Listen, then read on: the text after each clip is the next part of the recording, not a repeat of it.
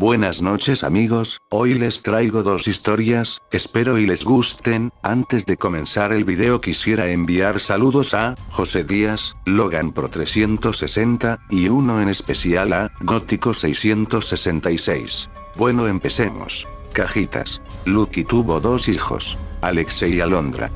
La niña cuando nació nunca pudo conocer a su padre, ya que a los 11 días de nacida, el padre murió de forma trágica. Como yo tenía una relación muy cercana a ella, yo pasaba por sus hijos a la escuela, ella era maestra. Así que era complicado que los atendiera, esa tarea recaía en mí. Alex fue muy unido a mí, siempre me vio como una segunda madre y yo como a un hijo. En aquel tiempo asistía a la universidad y al mediodía que salía me iba por él y la niña se quedaba con su mamá ya que era un lactante. Nuestra vida tomaba un buen rumbo. Sin embargo, las cosas tomaron un camino extraño el día que Lucky se involucra con un maestro que era practicante de un templo espiritista. Hacía meses que había superado lo de Doña Panchita y tenía muchas reservas sobre el tema de los espíritus, por todo lo que había visto durante el servicio que presté a la medium y no me gustaba esa relación para Lucky. Además, muchos miembros de la familia, incluyéndome, teníamos sensibilidad para ese tipo de dones. Clarisentencia, clariaudiencia y clarividencia.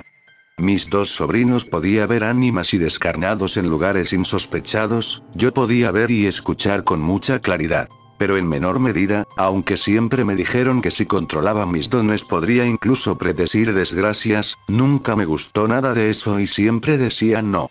A pesar de mis advertencias, ella manifestó que le gustaba de participar en esas prácticas, así que se metió y durante algún tiempo no pasó gran cosa.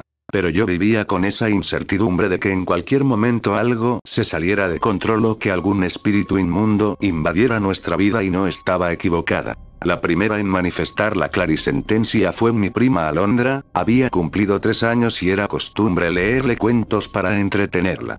Yo le leía la 1001 noches, todo iba bien hasta que una noche muy segura comenzó a decirme que el genio la quería abrazar y que el genio le cantaba canciones durante la noche para que durmiera.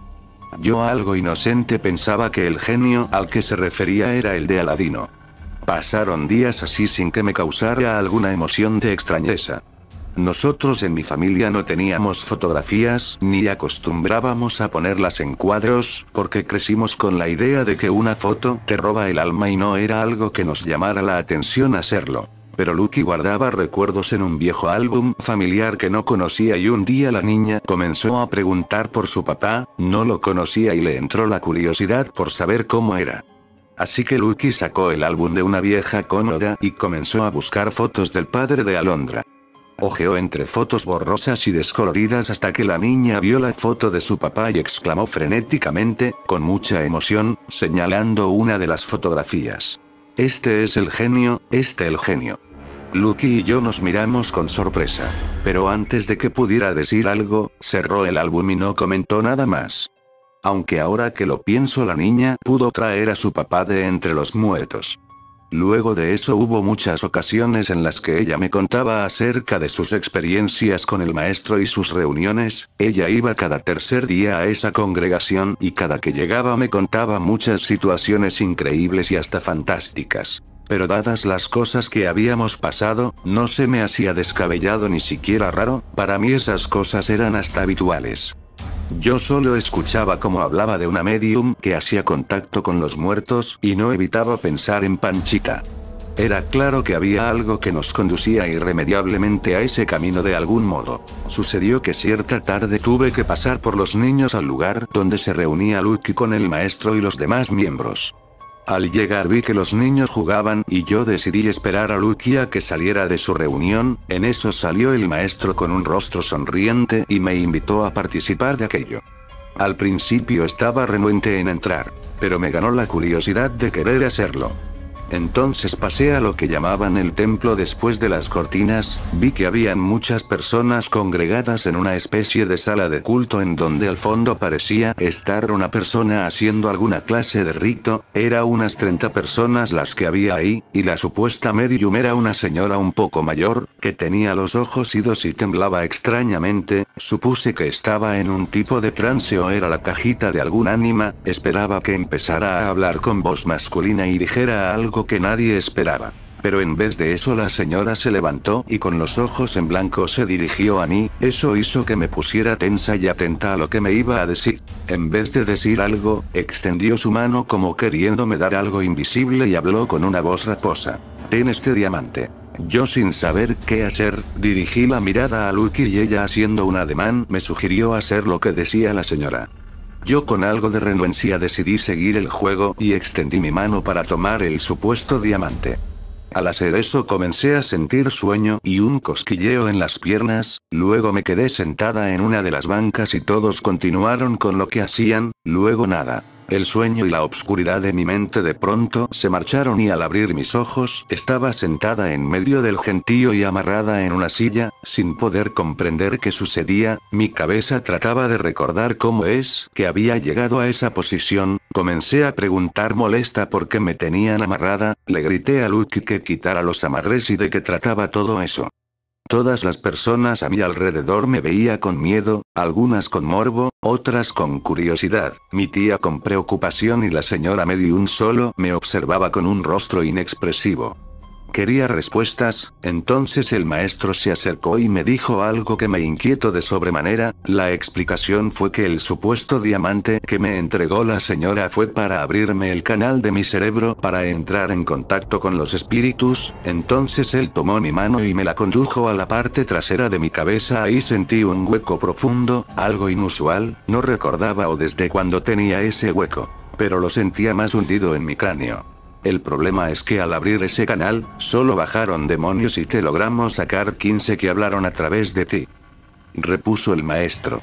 Yo sin poder creer lo que me decía, sentí náuseas y una inmensas ganas de salir de ahí corriendo, supliqué que me liberaran y mientras el maestro lo hacía, las demás personas me miraban con cautela.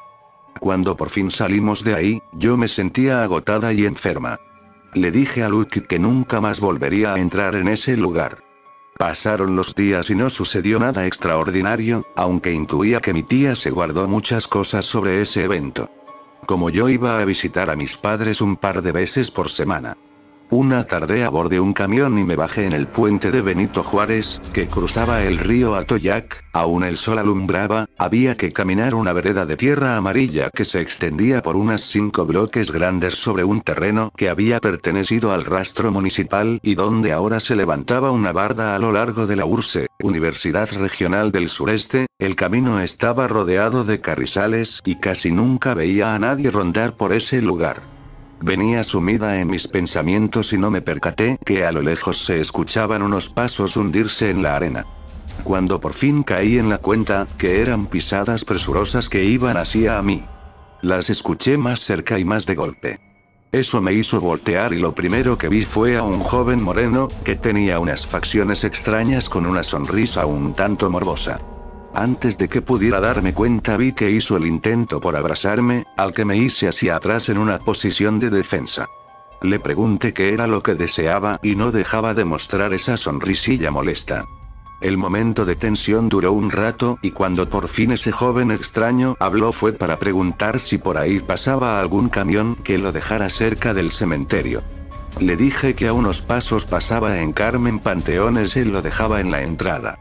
Hizo una mueca de agradecimiento y siguió su andar sin dejar de sonreírse. Yo caminé despacio para verlo alejarse y al dar la vuelta en la esquina de la barda desapareció. Aún inquieta seguí caminando lentamente y vigilando mis espaldas.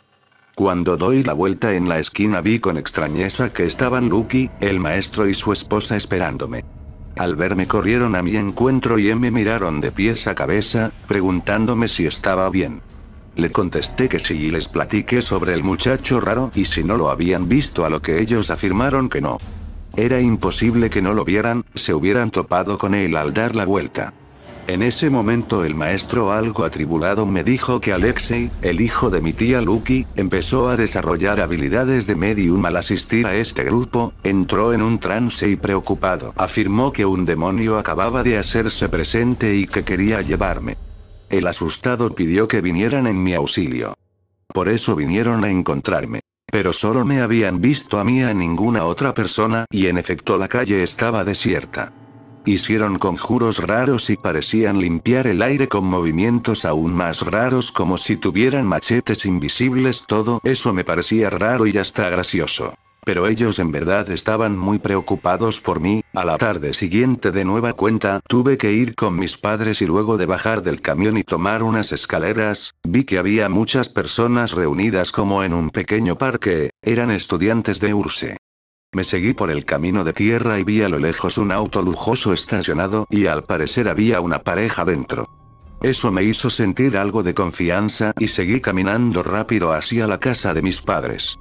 Pero antes de que pudiera llegar al auto, de improviso me sale el joven del día anterior por un lado del camino. Pero esta vez me enfrentó y me dijo algo que hizo que me pusiera a temblar. ¿Por qué me tienes miedo? Pídeme lo que quieras, exclamó con su habitual sonrisa morbosa. Yo miré a todos lados para pedir ayuda y el tipo comenzó a acercarse lentamente tocando la barda con el dedo. Sentí un pánico tan grande que lo único que hice fue decirle que en nombre de Jesucristo se alejara de mí.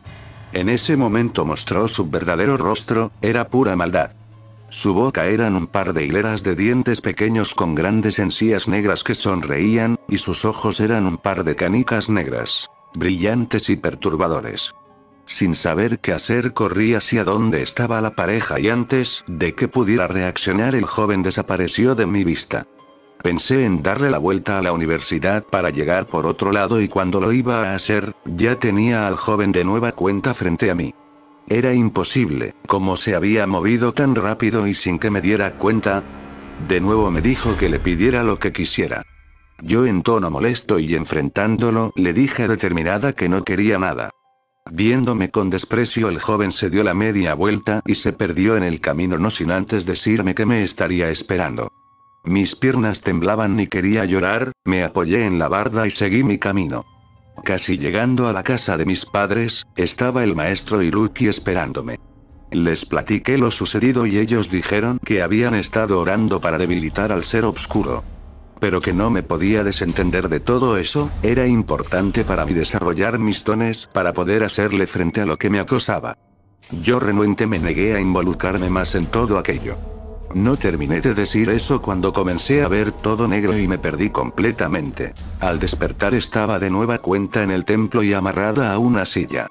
Esta vez el maestro me indicó que me habían sacado más demonios, que al desmayarme caí en un trance muy profundo y al no poder controlarlo dejé abierta la puerta para que estos entraran. Yo no podía creer lo que me decía y me sentí furiosa por estar de nuevo amarrada a una silla y porque Lucky lo permitió. No acababa de pensar en ello cuando vi algo extraño en la realidad, eran como sombras difuminadas que iban y venían por todo el cuarto. Me inquieté porque no estaba en trance o algo por estilo y podía ver esas cosas que acechaban a las personas que estaban ahí. Cuando vi que uno de esos espejismos iban a tocar a Lucky, comencé a gritar espantada para que no la tocaran. Ella saltó de su silla y el maestro comenzó a echar en el nombre de Dios amoníaco para ahuyentar a esos seres. El olor era penetrante, pero parecía funcionar porque aquellas cosas comenzaron a danzar por todos lados. En unos instantes y luego de una extraña lucha entre el maestro y los acechadores, vi surgir otra aún más grande y larga de las sombras, era como una especie de serpiente que se arrastraba y se erguía para dejar ver que estaba furiosa y venía por mí. Para ese momento Lucky me había quitado las ataduras y me abrazaba asustada, yo igual estaba temerosa y desconcertada por todas esas cosas que veía con mis ojos. En ese momento le indicó al maestro que echara amoníaco a donde estaba esa serpiente. Pero era inútil. Yo escuchaba gruñidos horribles en el ambiente, cosas que los demás no podían ver o escuchar. Cuando pensé que esa cosa se me iba a meter, cerré mis ojos y escuché en mi cabeza una voz muy dulce que decía: «Defiéndete, usa tus armas». En ese momento yo imaginé estar rodeada de ángeles con espadas y lanzas, oré pidiendo por su ayuda y en el cuarto se iluminó con una luz cegadora que me produjo paz y una sensación de seguridad que nunca había sentido. Yo veía como las lanzas y las espadas se levantaban en contra de esas cosas horribles y negras. La luz hizo el resto y todos los seres oscuros se desvanecieron. Lo siguiente era caos en la habitación, el maestro rezaba frenético y lanzaba líquidos por todos lados. Cuando todo volvió a la calma, el maestro intentó reclutarme para la congregación, ya que la medium anterior se había ido al temer mis alcances. Yo en todo momento me negué a participar de todo eso. Él se molestó y me dijo que si no lograba controlar mis dones me iría mal en la vida. Afortunadamente no fue así. Sin embargo, me sucedieron muchas cosas a lo largo de mi vida que nunca pude explicarme. Mi vida y la de mi familia siempre estuvo y estará rodeada de cosas sobrenaturales. El pañuelo. Recuerdo la casa en la que vivía cuando era una niña. No era una casa muy grande, recuerdo que todos dormíamos y comíamos en la misma habitación, ya que no había dinero para ampliar la casa. Éramos 5 hermanos, sin contar a los niños sin hogar que mi madre había acogido bajo su techo sin ningún tipo de ganancia. En total, éramos 9 niños que tenían que ser cuidados por una misma persona.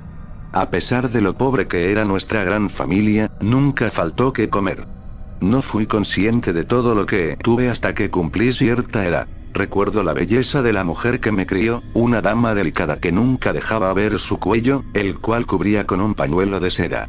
Pensaba que podría ser alguna cicatriz, pero nunca tuve el valor de preguntarle. Todas las noches dejaba su pañuelo colgando de la ventana para que se secara con la brisa. Durante el día, su pañuelo terminaba totalmente empapado con la baba de los bebés, y debía lavarlo para usarlo al día siguiente. Sin embargo, en la mañana, el pañuelo nunca estaba en su lugar, sino flotando a unos cuantos metros en la playa que estaba cercana a la casa. Nuestro vecino pescador lo traía siempre. Mi madre nunca supo la razón de esto. Pero yo sí lo sabía, era un ladrón. Sí, un ladrón.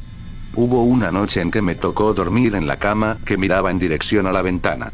Como no podía conciliar el sueño, a cierta hora pude ver cómo una mano se asomó por la ventana y tiró del pañuelo hacia abajo, para luego no volverse a asomar. Cuando le conté lo que había visto a mi madre, ya habían pasado muchos días, y el pañuelo había sido secuestrado y devuelto varias veces, por lo que ella, aburrida de la situación, no se notó muy contenta al oír mi relato.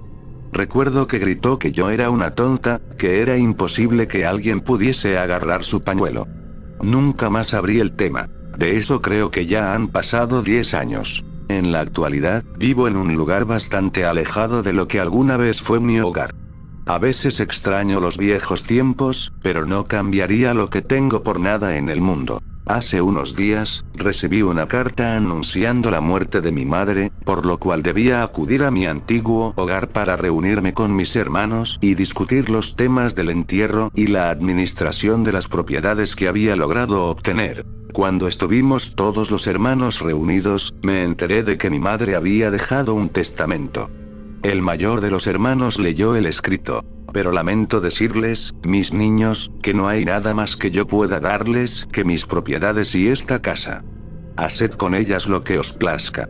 Lo único que pido a cambio, es que tiréis esta caja por la ventana en la que llega a la brisa marina, esa de la casa en la que vivisteis cuando erais pequeños. ¿La recordáis? Dentro, está algo que le gustaría recibir a los que están durmiendo allí abajo. Hubo murmullos de confusión de parte de algunos. El mayor solo atinó a abrir la caja para ver lo que contenía. Era el pañuelo que mi madre siempre llevaba puesto.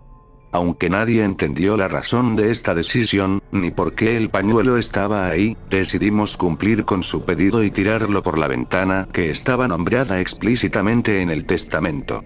Uno de mis hermanos tomó la caja y la tiró con todas sus fuerzas a través de ella. Cuando sonó un splash distante en vez de un sonido más duro, no pude evitar asomarme por la ventana. Justo bajo esa ventana estaba el borde del precipicio que daba a la playa.